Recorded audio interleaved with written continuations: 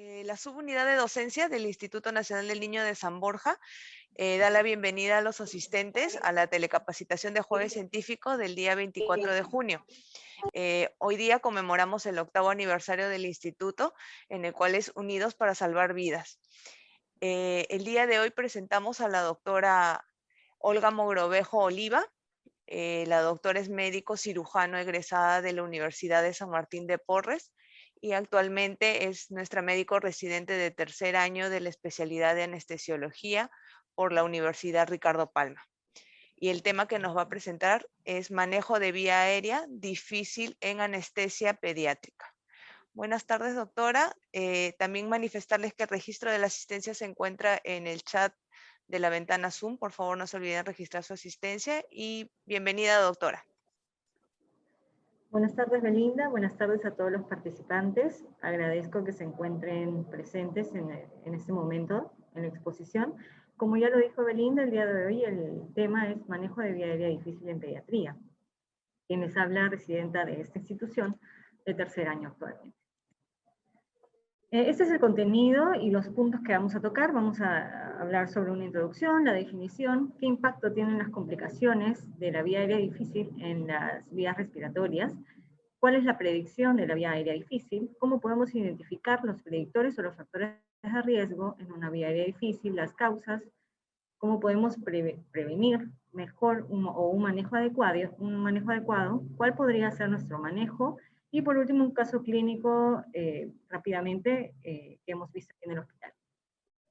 A manera de introducción debemos de saber que la vía aérea difícil en pediatría especialmente, es una situación, como su mismo nombre lo dice, complicada y difícil, en la que el médico se enfrenta y experimenta situaciones diversas, ¿no?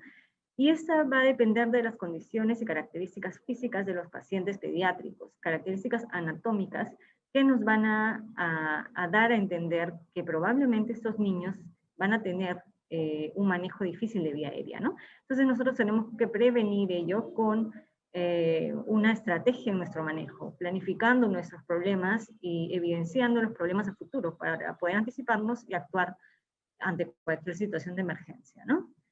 Debemos de saber que esta vía aérea difícil nos va a dar dificultades en el manejo en la parte respiratoria o ventilatoria. Vamos a tener dificultad muchas veces en estos niños para ventilarlos simplemente con una máscara facial o con una máscara de ventilación, ¿no? Va a ser difícil también en algunas oportunidades hacer una laringoscopía adecuada o una intubación endotraqueal limpia. Por ello es que en esta exposición vamos a tratar de identificar cuáles son los factores que me van a prevenir y cuál es el plan que yo voy a desarrollar ante ellos. Como definición, ya lo hemos dicho, la vía aérea difícil es la dificultad que voy a tener para ventilar adecuadamente a mi paciente, para hacer una laringoscopía adecuada y para hacer una intubación correcta y limpia, ¿no? También se habla en situaciones de emergencia en la que no vamos a poder hacer una vía quirúrgica de emergencia como una cricotomía con aguja, por ejemplo, que es la más recomendada en pediátricos, porque de repente se nos dificulta la referencia anatómica en los niños, ¿no? Es importante también este punto. Dentro de los problemas que me van a llevar a estas dificultades, va a ser lo más común el posicionamiento de los ejes, ¿no? O alinear los ejes en los pediátricos, como podemos ver en estas imágenes. Vamos a ver que los niños, va a depender de la edad, vamos a tener que dejarlos en ciertas posiciones desde el manejo de la ventilación. En el caso de los bebés o de los neonatos, van a tener la cabecita o el occipucio tan grande que van a comprimir la vía aérea. Al momento de que la cabeza flexione por la zona posterior o la zona de occipucio tan grande que va a impedir que yo pueda ventilar adecuadamente al niño. Por eso, como vemos en la imagen derecha, lo adecuado es colocar un rodete o una toallita en la parte de los hombros, ¿no? Para poder ventilarlo. Y en los niños ya más grandes es diferente. Tenemos que alinear los ejes, los 3 ejes más importantes, laringio, oral y traqueal, ¿no? Y esto se puede dar, o nos puede ayudar con una almohadilla a nivel de la cabeza, del cuello hacia la cabecita, ¿no? Para alinear adecuadamente, como en la foto C que podemos ver. Entonces eso me va a permitir desde un inicio tener una adecuada ventilación. Otro importante es que al momento de ventilar no pueda llegar a una presión adecuada, una presión positiva adecuada en el paciente, que no me llegue a un tidal necesario para el peso del paciente, lo cual va a hacer pues definitivamente que el paciente pueda desaturar, ¿no? Otras cosas importantes es que muchas veces por algunas alteraciones anatómicas o por el mismo hecho que el niño es tan pequeño, no voy a poder controlar las estructuras orales o las estructuras del cuello, la cabeza adecuadamente, y me van a impedir visualizar la vía aérea, ¿no? Entonces tenemos que definir algunos conceptos importantes para poder llevar a nuestro manejo adecuado. Primero, una ventilación con máscara difícil. Está definida como dos de las siguientes maniobras. Que yo necesite 2 personas para ventilar a un paciente. No es lo adecuado y no es lo necesario en un paciente pediátrico. Debería ser suficiente ventilar con una sola persona. El hecho de que yo requiera 2 personas ya me está indicando que puede ser una ventilación con máscara difícil. El uso de un tubo de Mayo o una vía nasal para oxigenar adecuadamente al paciente, igual, la aplicación de un CPAP mayor o igual a 5 para llegar a un volumen adecuado o una saturación adecuada del paciente, y la necesidad de aumentar el FiO2 a mayor FiO del base o del que necesita el paciente, ¿no? Dos de estos puntos importantes ya me están hablando de que el paciente es una ventilación con máscara difícil. Se ha encontrado una incidencia aproximadamente de 6.6% en el estudio de Valois, en el cual solamente se anticiparon ventilaciones con máscara difícil, ¿no? Se excluyeron, perdón, a pacientes que se anticiparon. Solamente estaban los pacientes que no se anticiparon máscaras difíciles y se encontró una incidencia de 6.6%. Para definir intubación difícil en pediatría, es importante también la presencia de uno o más de los siguientes ítems.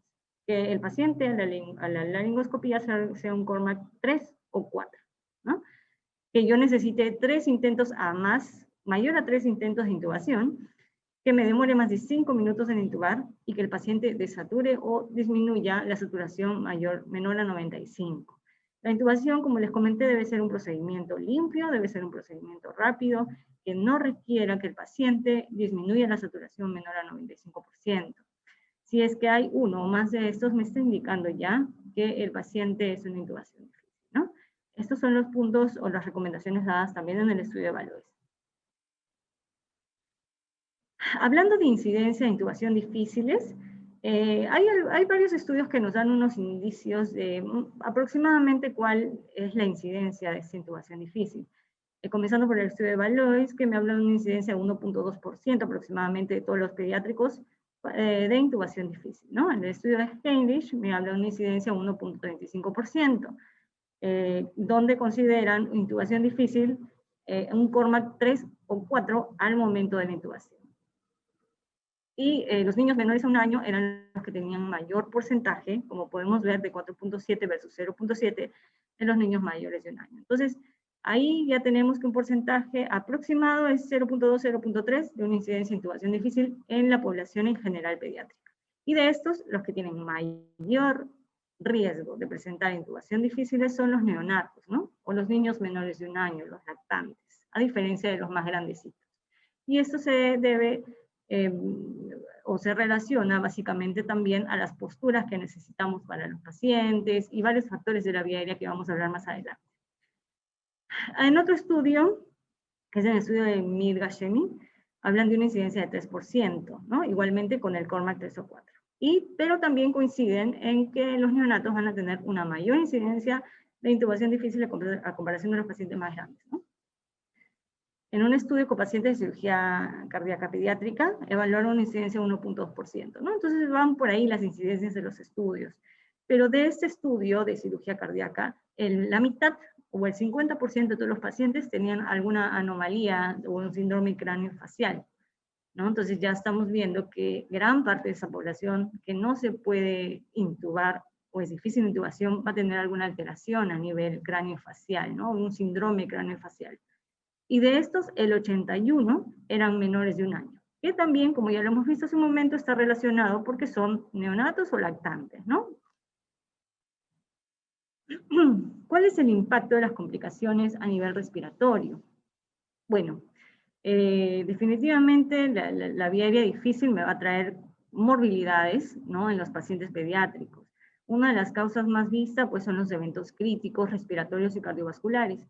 Los más frecuentes encontrados, como podemos ver en el estudio APRICOT, que es un estudio bien conocido que se da en el 2017, donde evalúan a los niños sanos que entran a sala de operaciones y solamente califican o entran en su criterio de inclusión a los niños que llegan a hacer alguna complicación perioperatoria, ¿no? Y de estos niños encuentran que hacen a mayor cantidad o mayor incidencia con 3.1% eventos respiratorios y 1.9% seguido de los eventos respiratorios cardiovasculares, ¿no? Y la incidencia en general de eventos críticos va de 5.2%. Como podemos ver en la tabla, como ya le hemos dicho, la incidencia más alta se da en eventos respiratorios, así sean niños sanos, con mayor incidencia en laringoespasmos y broncoespasmos, seguido de los cardiovasculares, ¿no? Y los neonatos, ¿no?, que tienen mayor riesgo también de complicaciones. Entonces, vamos teniendo ya una idea que los neonatos y los pacientes con algún síndrome craneofacial, ¿no?, también pueden tener, como ya le hemos dicho, son los, hasta el momento de lo que vamos avanzando en la exposición, son los que pueden tener mayor incidencia, ¿no? En el estudio de POCA, que es un estudio en el que abarca 80 instituciones de América del Norte, reportaron reportes de paro cardíaco, ¿no?, hallándose más o menos 49% de todos los reportes que eran relacionados a la anestesia. Y 27% de estos paros relacionados a la anestesia eran de causa respiratoria. El laringoespasmo a la cabeza, ¿no?, como el estudio anterior. Principal causa respiratoria también la laringoespasmo. Otro estudio que habla de una mortalidad de niños por arresto cardíaco perioperatorio, también están atribuidos en gran porcentaje, 71.5%, relacionados a eventos respiratorios. Aquí tenemos otro estudio, que es el estudio PEDI. En el estudio PEDI hablan ya entra en su criterio de inclusión a los pacientes con vía aérea difícil, ya no pacientes sanos, ¿no? Y es un estudio que se da, prospectivo, que se da en 3 hospitales de Estados Unidos, en donde buscan 3 puntos importantes. Encontrar las características y los factores de riesgo de estos pacientes que me van a llevar a una intubación difícil, catalogar las complicaciones de los niños y buscar el efecto de la mayor cantidad de intentos de intubación que yo haga en el paciente pediátrico. ¿Quieren ver qué efectos va a haber también en estos pacientes si es que yo intento 2, 3, 4 veces o más veces de intubarlo, ¿no? Entonces vemos que el resultado de ese estudio es que el 80% de los pacientes pudieron ser anticipados. O sea, que yo le evalué al paciente y anticipé que mi paciente podía ser vía aérea difícil. Y el 20%, o sea, lo que queda, no fue anticipada. Significa que hay un gran grupo aún que no podemos anticipar que pueda ser vía aérea difícil, el cual obviamente va a hacer que mi manejo o las precauciones o el manejo de ese momento del paciente pueda llevar a unas mayores complicaciones, ¿no? Dentro de los criterios de inclusión, obviamente que los pacientes sean de difícil intubación, ¿no? Ahí está en la parte de abajo, que sea con MAC 3-4, la laringoscopía imposible, la laringoscopía directa fallida en los últimos 6 meses, ¿no? Y otras cosas más. Entonces, importante saber también que dentro de los pacientes anticipados, o que se anticiparon una vía aérea difícil, el 7% tenía una vía aérea entre comillas normal, pero evaluaron algo que hizo que se anticipe, ¿no? Y el 93% tenía una vía aérea anormal, con mayor porcentaje en micrognatia encontrada en los niños y la apertura limitada de boca también, ¿no? Entonces, una idea que nos da este estudio es que los niños con micrognatia y apertura limitada de boca tienen alta incidencia de presentar complicaciones, ¿no?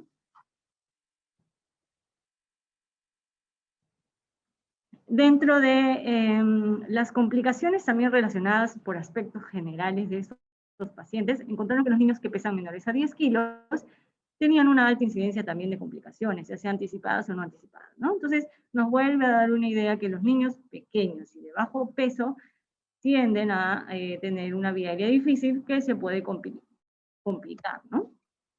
¿Y qué pasa si es que yo intento muchas veces intubar, ya sea 1, 2, 3, 4, 5? Como podemos ver en el gráfico, mientras es directamente proporcional, ¿no? Mientras mayor número de intentos, mayor casos de complicaciones voy a tener en los pacientes. Y eso es lo que nos da este estudio.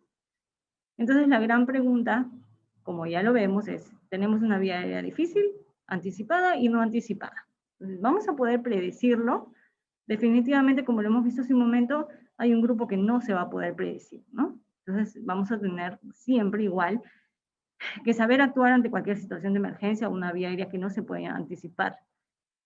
¿Cómo podemos predecir estas complicaciones? Bueno, básicamente evaluando al paciente, evaluando características físicas del paciente y tener pues todo a la mano para actuar ante cualquier emergencia, ¿no? Si nosotros comparamos el estudio APRICOT, que es en pacientes pediátricos sin alteraciones de vía aérea, pacientes pediátricos normales, entre comillas, con el estudio PEDI, que es un estudio que se da en pacientes con vía aérea difícil, vamos a dar una conclusión de que el mayor riesgo de complicaciones cardiovasculares severas, como un paro cardíaco o muerte, se da en los niños que tienen vía aérea difícil, ¿no? Entonces, que puede llegar a ser hasta unas 100 veces más, ¿no? Entonces debemos de tener toda la precaución debida, ¿no? Con los pacientes. ¿Cómo podemos identificar estos factores? Bueno, podemos nosotros, la pregunta, ¿no? ¿Podemos predecirlo? Como ya lo hemos dicho, siempre hay un grupo que no se puede predecir. Y hay estudios en los cuales nos dan unos indicios de cuáles pueden ser los factores o los predictores, como hemos visto hace un momento. Sin embargo, todavía no existe un estudio específico que nos hable de predictores y que sea un estudio que nosotros podamos usarlo para que tenga valor, ¿no? Valor estadístico. Pero, sin embargo, tenemos unos puntos que nos pueden ayudar a predecirlo, ¿no? Dentro del más importante, que tiene un efecto mayor significativo en todos los estudios, es los niños menores a 1 año, que ya lo hemos venido repitiendo hace diapositivas pasadas. Y la que le sigue es la cirugía de otorrino como antecedente, ¿no? De ahí todo lo demás, el género, IMC, tipo de cirugía, historia de ronquidos, apnea obstructiva del sueño, asma, hiperactividad de la vía aérea, no tienen efectos significativos aún en todos los estudios, ¿no? Otros puntos importantes que se han tomado en cuenta son la deformidad de la cabeza, la movilidad limitada del cuello, quemaduras faciales, traumatismo facial, anomalía congénita, asimetría facial. Al momento de haber una asimetría facial, va a impedir que selle completamente la bolsa en el paciente, lo cual van a haber fugas, ¿no? Que no van a permitir un sellado y una ventilación adecuada, ¿no? Los obesos, asma grave, ¿no? Entonces, todos estos son indicios en los cuales nosotros podemos ya darnos una idea de que el paciente va a ser difícil de ventilar con bolsa de máscara. O sea, si queremos, por ejemplo, reanimar en emergencia con una AMBU y con una máscara facial, ¿no? O en nuestro caso, que lo hacemos en sala de operaciones. Los predictores de intubación difícil, como ya lo hemos ido mencionando en toda la exposición, va más o menos en los niños menores de 1 año se habla aproximadamente de 4.7% de incidencia, ¿no? El ASA mayor a 3 o 4 también está catalogado, un Malampati mayor también, un índice de masa corporal bajo o bajo peso, un antecedente de cirugía orofacial o cardíaca, ¿no? La micrognatia, apertura de boca limitada de boca, menor a 10 kilos, y la distancia tiromentorial corta. Esta distancia tiromentorial corta no está especificada necesariamente en medidas que nos digan estas son las medidas que debemos utilizar, pero sí la relaciona mucho con la micrognatia de los pacientes también, ¿no? Uno de los puntos más fuertes en estos aspectos son los niños menores de 1 año, que pesan menores a 10 kilos, y la presencia de micrognatia y apertura limitada de boca, ¿no? También hay factores o predictores que me pueden predecir, como su mismo nombre lo dice, la colocación de un dispositivo supraglótico, o sea, máscara laringia. Como sabemos, y lo vamos a ver más adelante, la máscara laringea es un dispositivo que está recomendado para actuar ante cualquier emergencia si es que no puedo intubar al paciente, ¿no? Pero también existen algunos predictores en los cuales me dicen que yo así le ponga el dispositivo supraglótico, la máscara laringea, posiblemente no lo pueda ventilar con la máscara laringea. Y son las cirugías de otorrino, cualquier alteración a nivel de la vía aérea cerca de la glotis que no me permite un sellado adecuado. Están también los pacientes hospitalizados, una anomalía congénita de la vía aérea, como una laringomalacia o algo que no me permita ventilar adecuadamente al paciente, ¿no? Una obstrucción también de la vía aérea, ¿no? Edad menor a 2 años, uso de máscara laringea prolongada, por ejemplo, en cirugías mayores a 2 horas. La máscara laringea tiende a moverse en movimientos que requieren algunas cirugías, o si vamos a transportar al paciente de un lugar a otro, esta máscara laringea se va a mover, y el sellado debe ser exacto. Si es que esa máscara laringea se mueve, no vamos a poder tener un sellado adecuado y un volumen tidal adecuado para el paciente, ¿no? No lo vamos a poder ventilar entonces adecuadamente. La mnemotecnia Lemon se hizo para predecir las vías respiratorias de emergencia, pero esta se hizo para adultos.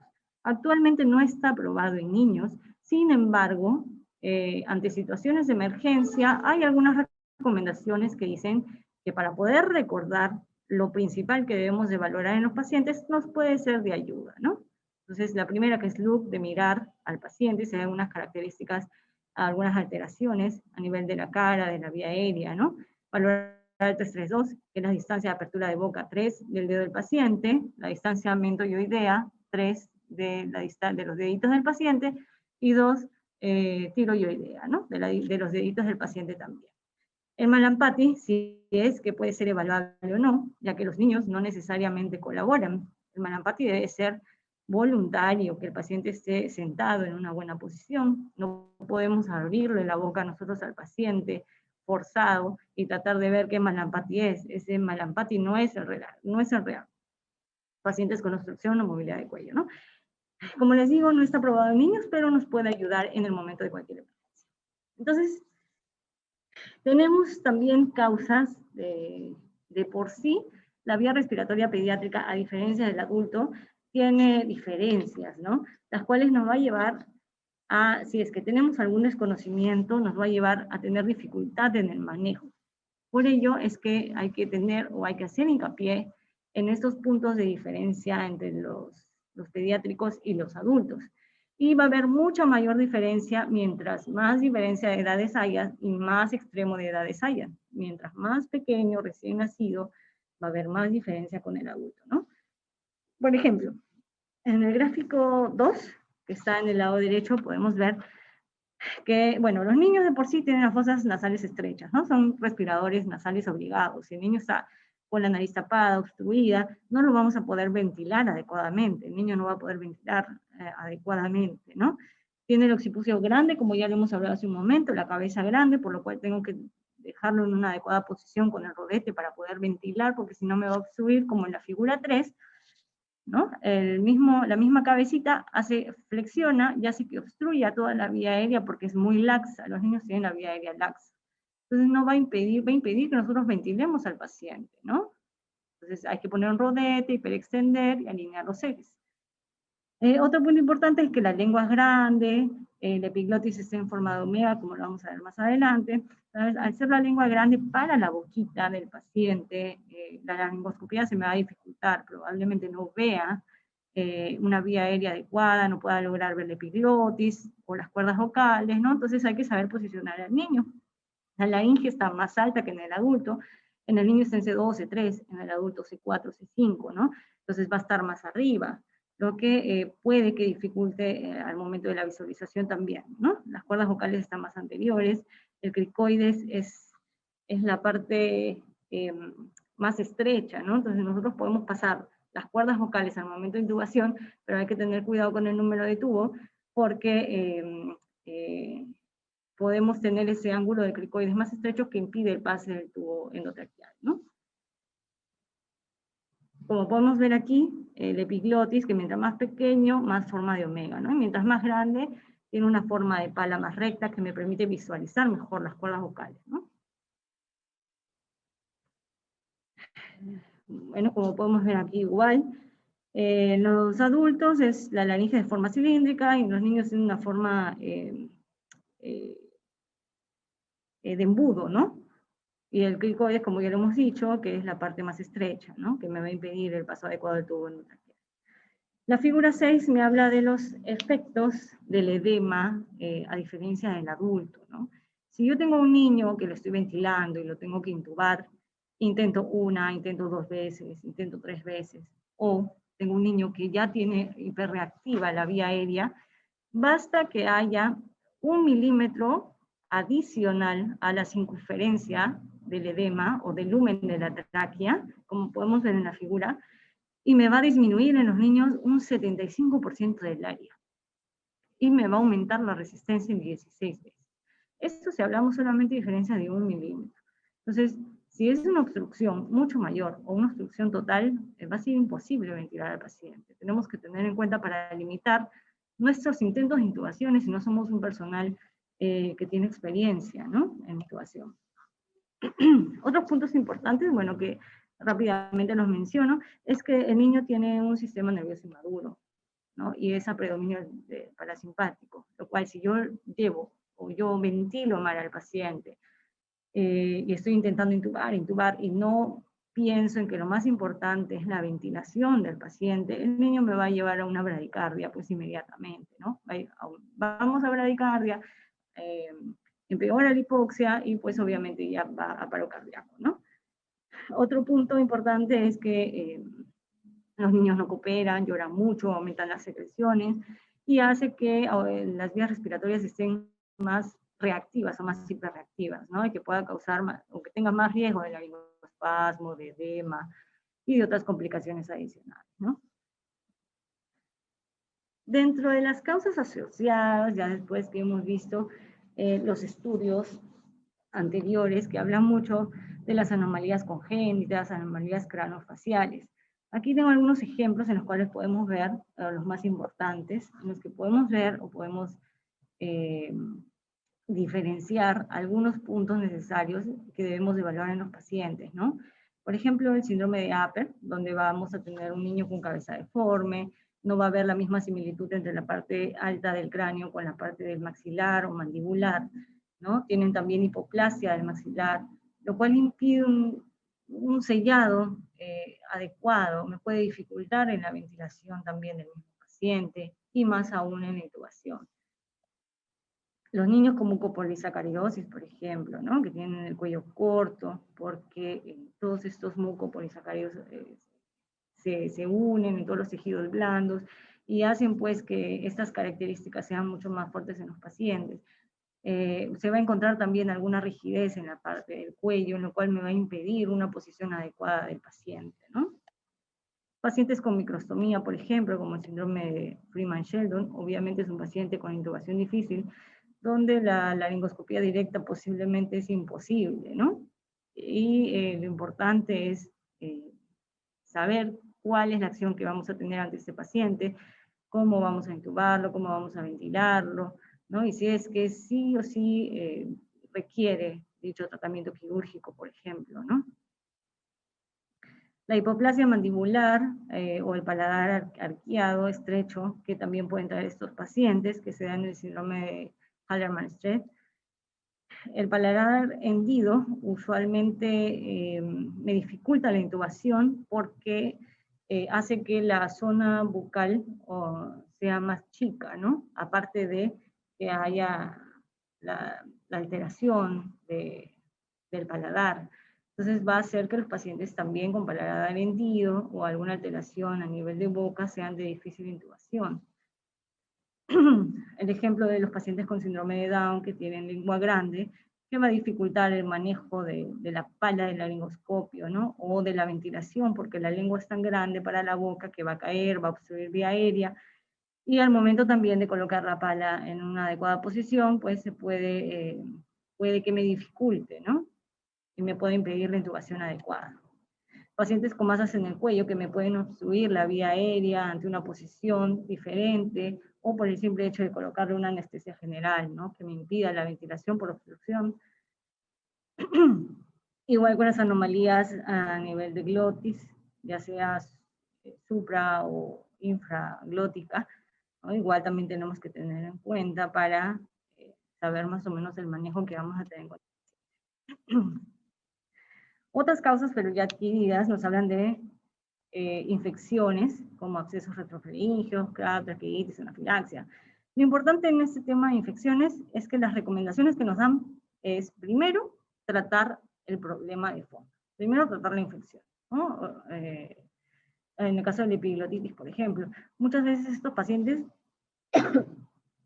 con tratamiento inmediato revierten, ¿no? Entonces no requieren una intubación al momento y me van a permitir, por lo menos, darle una ventilación con máscara adecuada, ¿no?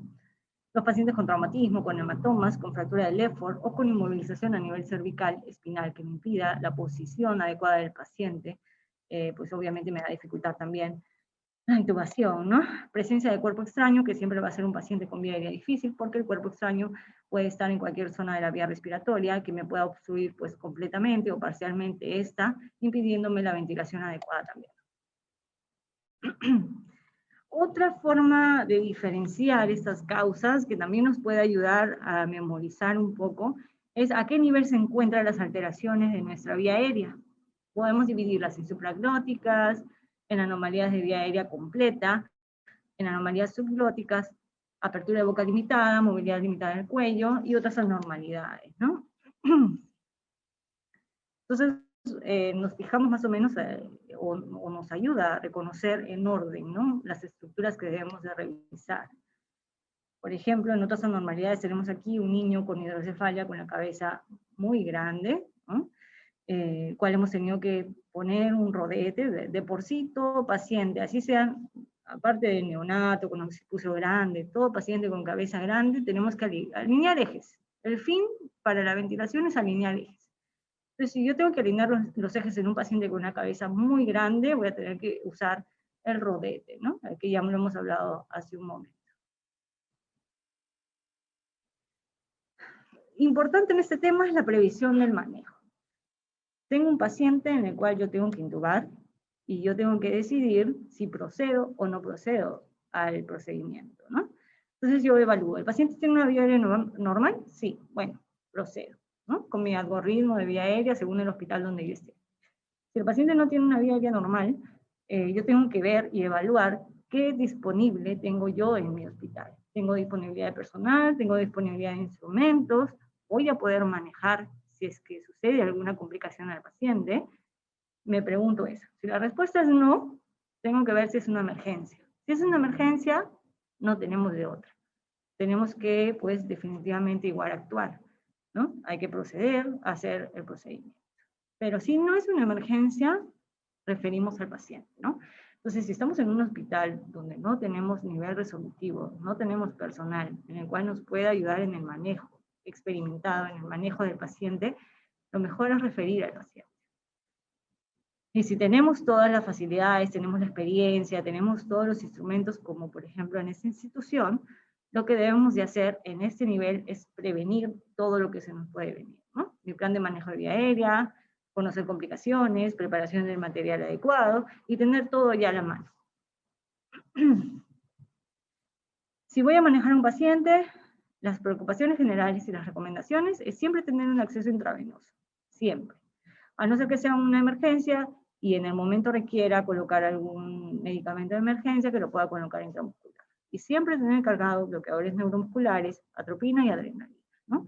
Bloqueadores neuromusculares, en el caso si tenemos un laringoespasmo o alguna complicación que requiramos relajar al paciente, una atropina o si hay frecuencia baja o si hace una bradicardia severa por hipoxia, una adrenalina, pues el paciente entra en paro, ¿no? Siempre oxigenar al paciente. Está descrito también, ayuda el uso de oxígeno suplementario durante la apnea. Más adelante vamos a ver en la siguiente diapositiva cómo podemos dar ese oxígeno suplementario. Y recomiendan también limitar a un intento la laringoscopía, ¿no? O sea, si yo no soy personal experimentado, intento una vez, y voy a seguir intentando, mi fallo de complicaciones pues va a ser muy alta, ¿no? Lo otro importante es saber que los pacientes por hipoxia, los niños rápidamente me hacen bradicardia que me pueden llevar al paro cardíaco, ¿no? Por lo que debemos de tener el medicamento adecuado. Debemos de separar también los problemas netamente de vía aérea y problemas del paciente, ¿no? De otras características o por lo que vino a la emergencia. Y debemos reconocer y tratar la obstrucción de vía aérea.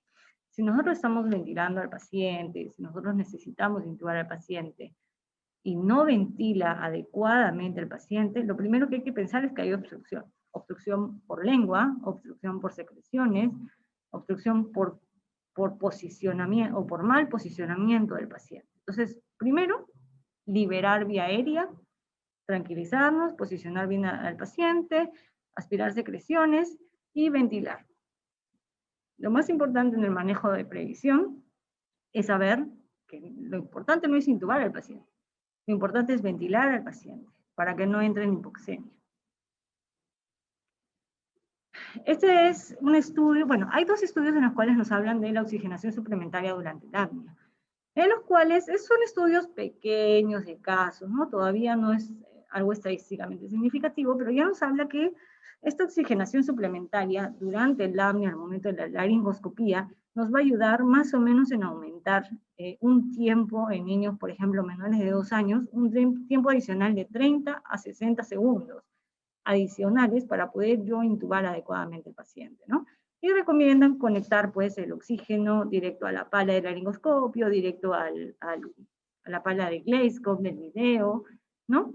Y poder en ese momento de la intubación poder dar oxígeno suplementario al paciente. Otro punto importante que ya lo hemos hablado, que debemos de tener todos los instrumentos, todo lo necesario que podamos usar en el paciente. Va a depender de la patología del paciente, de qué es lo que le va a realizar el paciente. No todos los pacientes necesitan los mismos equipos, hay que ver si hay micrognatia, si puede ingresar la pala del laringoscopio, si vamos a intubar por nariz, etc., ¿no? Entonces, siempre tener precaución de ello y saber qué es lo que vamos a hacer o cómo vamos a actuar con el paciente. Como les había dicho, la máscara laringea es la más recomendada en los pacientes que no se pueden intubar, ¿no? Limitarnos a un intento de intubación y de seguido a eso ventilar con máscara y colocar la máscara laringea, ¿no? Que es lo que recomiendan ahora las guías. Entonces, el manejo, anticiparse, prepararse y tener un plan específico, ¿no? Si es que podemos manejar estos pacientes.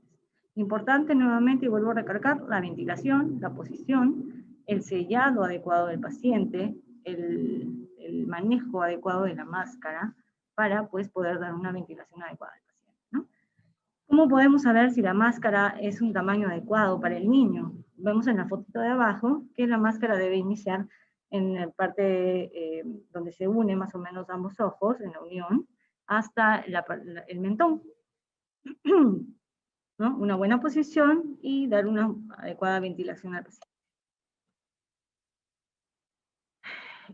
¿Cómo yo voy a actuar si tengo una vía aérea difícil prevista o una vía aérea difícil imprevista, ¿no? En realidad hay muchos algoritmos, hay muchas recomendaciones de varias sociedades a nivel mundial. Lo adecuado es que cada institución también tenga su protocolo, sus algoritmos de vía aérea difícil. Pero para tener una idea en simplificado, esto es lo que nos recomienda la Sociedad Americana de Anestesiólogos, ¿no? Primero nos dice, si tenemos una vía aérea difícil prevista, si yo evalúo al paciente y digo, este paciente es una vía aérea difícil probablemente, y lo tengo que intubar, ¿no? Primero, debo de ver si el paciente es difícil de intubar.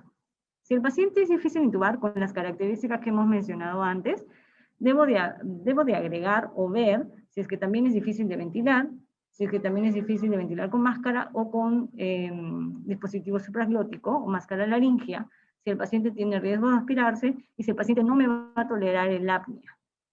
Si es que yo encuentro que es intubación difícil más una de estas 3 características, yo tengo que intubar al paciente despierto.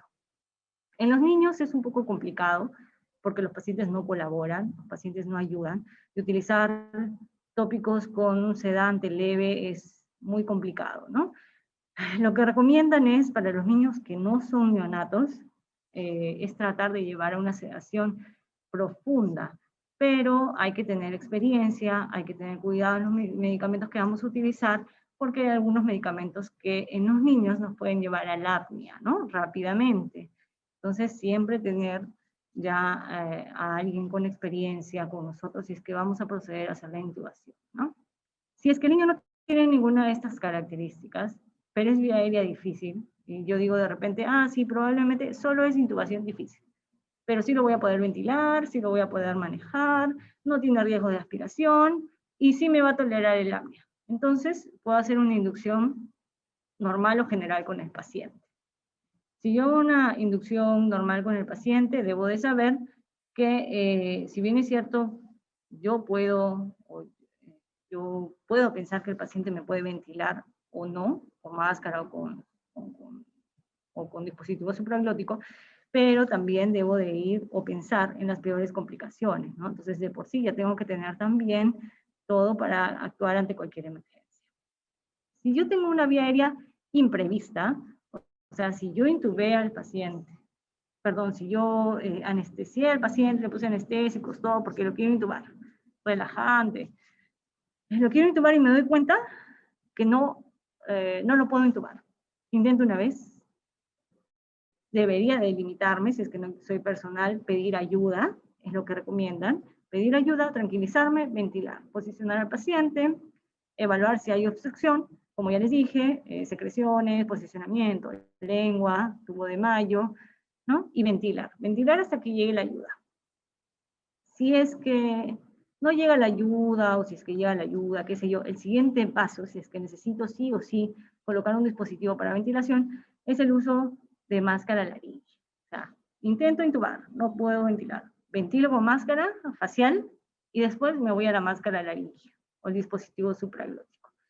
Si es que no puedo ventilar con dispositivo supraglótico, debo ya de hacer el llamado de emergencia, porque este paciente no me está ventilando ni con máscara ni con dispositivo supraglótico, ¿no? Entonces tengo que llamar a emergencia al personal de cabeza y cuello, anestesiólogos que estén a la mano, para evaluar si de emergencia en ese momento se va a realizar un acceso invasivo de vía aérea, ¿no?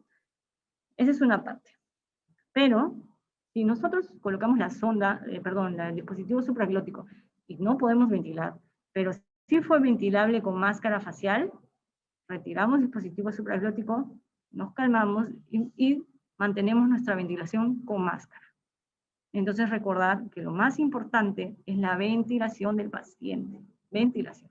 Una vez que hemos conseguido ventilar al paciente, así sea con máscara facial, el paciente entra en una zona llamada zona verde, donde el paciente está estable, sí, efectivamente, pero debemos asistirlo, ¿no? Porque debemos ayudarlo a ventilar, ya sea con máscara o con dispositivo supraglótico. Entonces, es importante tener en cuenta. ¿Qué es lo que recomienda? En niños menores a 2 años, siempre usar rodete. La segunda recomendación, que los pacientes niños pediátricos tienen riesgo muy alto de hacer laringoespasmo, ¿no? Y ese laringoespasmo me puede causar una obstrucción total de la vía aérea. Y cuando hay obstrucción de vía aérea total, no se recomienda el uso de sonda, de dispositivos supraglóticos, porque no vas a ventilar al paciente con el dispositivo supraglótico. Y limitar los intentos de laringoscopía, ¿no? Como ya lo hemos ido indicando en las anteriores. Hay también, como les hablaba, hay también un riesgo de que el paciente no pueda ser ventilado con máscara laríngea, ¿no? Se ha visto una incidencia de 0.8% más o menos en el estudio de Matis. Y se da porque puede fugar, porque está en posición inadecuada, por obstrucción, que es el 48% de los casos con mayor incidencia, ¿no? Que puede ser por laringoespasmo, que es la causa más frecuente, ¿no? O una mala colocación de la máscara laríngea, ¿no? Intolerancia al paciente, más que todo por movimientos, por traslados, que hacen que haya también mal sellado. Rápidamente nada más comentarles, este es un caso clínico de un paciente que tuvimos acá en el hospital. Es un paciente de 6 años que pesaba 16 kilos, que ingresa referido a nuestra sede con diagnóstico de fístula broncoesofágica recidivante, que le hicieron un cierre químico en otro hospital. Viene ya con una insuficiencia respiratoria, con una sepsis, con tónico megacolon, megaesófago, y querían hacerle un cierre de una fístula broncoesofágica que medía aproximadamente 1.5 centímetros. Estaba a nivel de bronquio izquierdo. Como pueden ver en la foto en la imagen de la figura 1, tenemos a un niño de 6 años en la figura B con un abdomen súper balonado, un niño que estaba, miren el pulmón, ¿no? Es un pulmón bien pequeño, el niño estaba con un distrés respiratorio, ¿no? El niño se aspiraba constantemente, y en la imagen A, un pulmón pues dañado, obviamente, ¿no? Por todo lo que les comentaba. Tiene un tiempo de evolución de larga data, tenía al momento de la evaluación 6 años, y el papá refiere que había aspirado un cuerpo extraño, ¿no? A nivel de esófago, que aparentemente hizo una fístula hasta tráquea, a los 2 años, o sea, había pasado 3 años, ¿no? con ese diagnóstico. Entonces lo que nosotros hicimos fue premedicar al paciente, porque tenía un proceso bronquial, un proceso respiratorio con salbutamol, metilprednisolona, antibiótico, ranitidina y metoclopramida por el estómago lleno, ¿no? Y decidimos hacer una ventilación espontánea. Como lo hemos dicho hace un momento, lo ideal en los pacientes con riesgo de aspiración, con los pacientes que no te van a tolerar el apnea, los pacientes que tú ves que van a ser difíciles de intubar, esos pacientes, o ventilar, esos pacientes no deberíamos de dormirlos, ¿no? ¿Por qué? Porque se pueden aspirar, puede que no lo podamos ventilar adecuadamente y se complique peor. Decidimos hacer una ventilación espontánea porque como era un niño de 6 años no nos colabora. Entonces, nosotros lo llevamos al paciente a una sedación profunda, ¿no? Donde no pueda él tomar, entre comillas, decisiones, y nos permita hacer el manejo adecuado de la anestesia, sin perder la ventilación espontánea. En nuestra experiencia en el hospital, bueno, en los pocos años que yo llevo aquí de especialidad, no tenemos dexmedetomidina, por ejemplo, que podría ser un fármaco adecuado para mantener la ventilación espontánea, y por lo que mayormente en los casos usamos sevoflurane. Comenzamos con bajo sebo, vial 3, 4 más o menos, y vamos evaluando al paciente. En este caso se colocó fentanilo a dosis bajas, 50 microgramos, se colocó también lidocaína endovenoso, se le puso 1 por kilo, 1 miligramo por kilo de peso, y se procedió a la intubación, ¿no? Al momento de intubar al paciente y realizamos la intubación selectiva, el paciente nos hizo inmediatamente hipoxia. Entró de saturación, nos hizo bradicardia severa, llegó hasta una bradicardia de 30, 25, inmediata, por lo que nosotros ya teníamos todos los insumos de emergencia y tuvimos pues que colocar atropina al paciente, y habíamos entrado con fibrobronco para la intubación selectiva, hemos retirado el tubo y hemos realizado una intubación bipulmonar, porque definitivamente ese paciente no nos toleraba la intubación solo de un pulmón, no toleraba que ventilemos solo un pulmón, necesitábamos ventilar ambos pulmones, aunque sea para llegar a una saturación promedio del paciente, ¿no? ¿Qué es lo que nos enseñó este paciente, este caso clínico, y qué es lo que más o menos quiero enseñar a ustedes? Que uno, la ventilación espontánea de los niños es importante cuando hay los riesgos que ya hemos comentado. Dos, siempre tener a la mano. Los pacientes con vía aérea difícil son pacientes que probablemente te van a hacer complicaciones de laringoespasmo, broncoespasmo, bradicardia, y debes de tener pues los insumos adecuados también, que ya hemos hablado para ello, ¿no? Entonces, pensar en todo, primero en los insumos que vamos a utilizar, si necesitamos fibrobronco, algún tipo de video, ¿no? Y después en nuestros medicamentos que vamos a usar y todo lo adecuado que tenemos que tener a la mano, ¿no? Eso es el caso y esa es toda la exposición por el momento. Muchas gracias por la atención. No sé si tengan alguna consulta.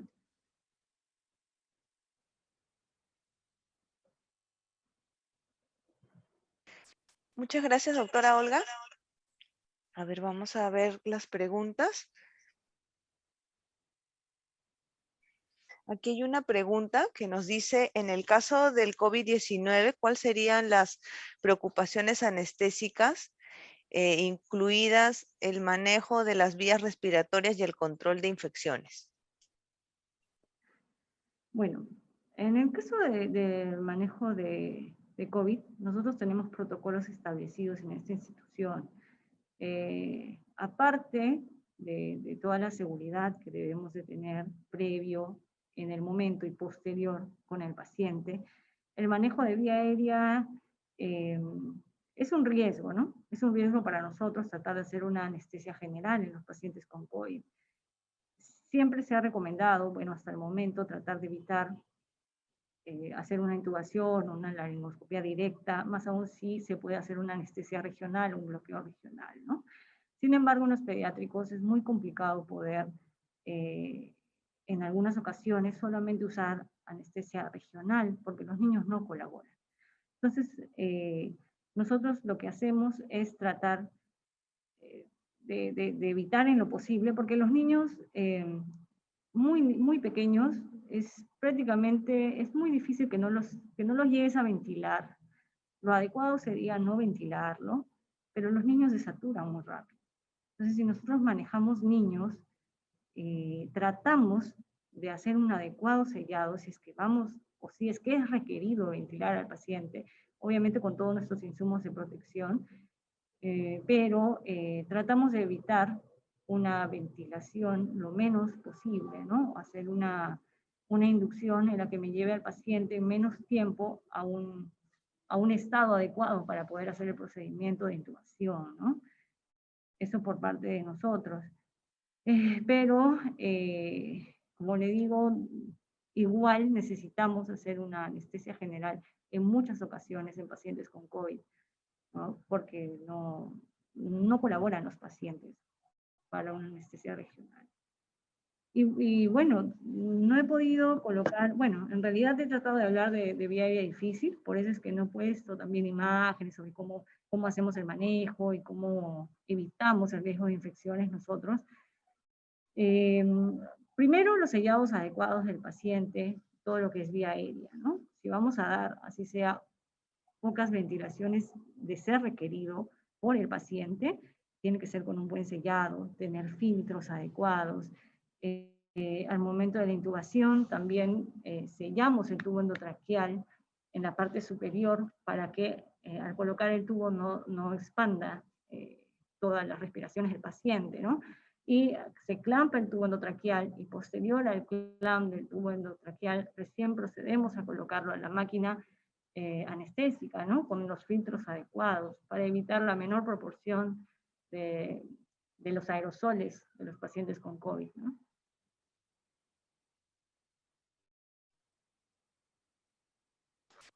Tenemos otra pregunta, doctora. Es acerca de qué recomendaciones daría para disminuir fallas en la vía aérea. Bueno, como ya le hemos dicho, es muy importante en los niños las posiciones, ¿no? El posicionamiento adecuado de un niño, saber diferenciar entre si necesitamos un rodete para ventilar al paciente por la edad pediátrica, específicamente en los niños menores de 1 año, en los niños lactantes o en los niños con cabezas grandes, básicamente es alinear los ejes, ¿no? A nivel del pabellón auricular, que dé una línea que llegue hasta al nivel de esternal, ¿no? Eso es lo adecuado. A eso debemos de llegar para poder ventilar al paciente, ¿no? Aparte de la posición adecuada del paciente, tenemos que ver todas las posibles causas de obstrucción de la vía aérea. Entonces, primero, posicionamiento. Segundo, causas de obstrucción de vía aérea, ¿no? Lengua, si es que me obstruye, porque la primera causa de obstrucción es la caída de la lengua. La lengua obstruye la vía aérea, ¿no? Segundo, el tubo de Mayo. El tubo de Mayo debe ser un tubo adecuado para el paciente, ¿no? Debe ser medido adecuadamente con el paciente. ¿Y por qué? Porque si el tubo de Mayo es más grande, va a hacer que la epiglotis se caiga hacia atrás Y obviamente me va a obstruir la vía aérea. Y si el tubo es muy chico, va a hacer que la lengua, que está en la parte sobre, que no hay tubo de Mayo, que la lengua caiga. Desde las dos formas voy a tener obstrucción de vía aérea si es que el tubo de Mayo no es adecuado. Tercero, las secreciones, ¿no? Hay que aspirar a los pacientes porque las secreciones, ya sea sangre, saliva, obviamente van a irritar la vía aérea, van a producir obstrucción. Y saber reconocer y diferenciar cuáles son la diferencia anatómica entre los niños y los adultos. Porque basta que yo sepa, esas diferencias me van a llevar a un manejo más adecuado y más fino del paciente pediátrico, ¿no?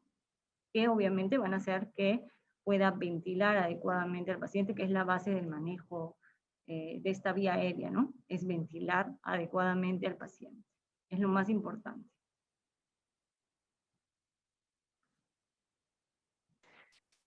Muchas gracias, doctora. Bueno, la subunidad de docencia del Instituto Nacional del Niño de San Borja agradece a la doctora Olga Mogrovejo Oliva por su gentil exposición y además por compartir su experiencia laboral profesional con todos nosotros. Agradecemos también a los participantes y los esperamos el próximo jueves con más telecapacitaciones. Buenas tardes. Buenas tardes a todos. Hasta luego. Gracias.